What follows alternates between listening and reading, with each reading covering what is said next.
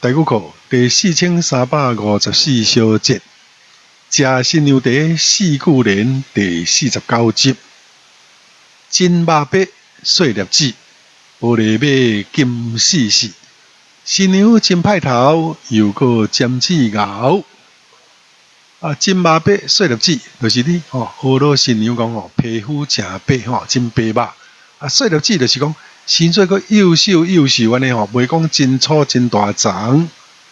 玻璃馬金絲絲，就是講穿這個絲仔馬看起來敢若玻璃安尼會反射呢，穿起來金絲絲。